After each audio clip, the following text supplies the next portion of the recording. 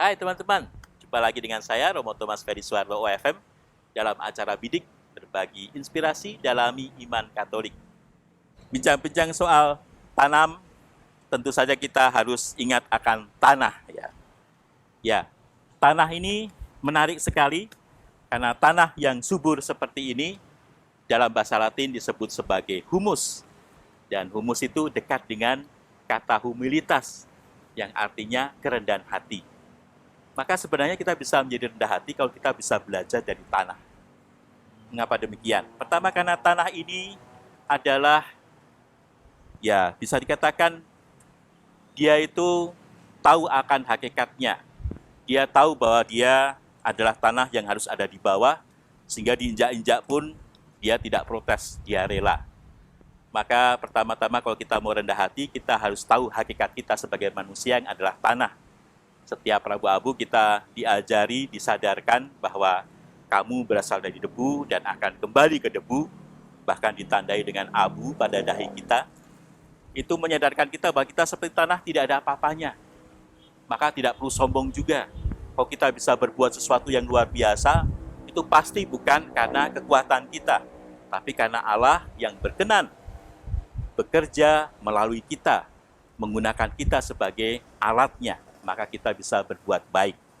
Dan demikian juga tidak perlu iri hati pada orang lain yang juga bisa berbuat baik, karena tentu dia buat baik bukan karena kekuatan dia, tapi karena juga Allah berkenan bekerja dalam dirinya.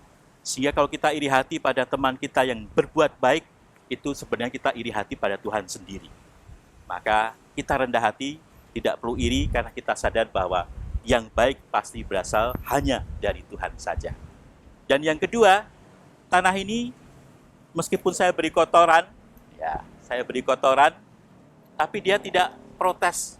Dia menyimpan kotoran itu dengan tenang dan kemudian menguraikannya, dan akhirnya kotoran itu menjadi pupuk dan sampah pun menjadi berkah.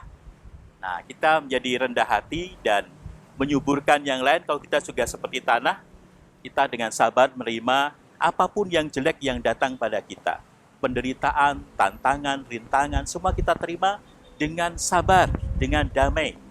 Kita simpan, kita coba urai, yaitu dengan mencoba mencari apa sebenarnya kehendak Tuhan dengan ada rintangan dan tantangan semacam ini.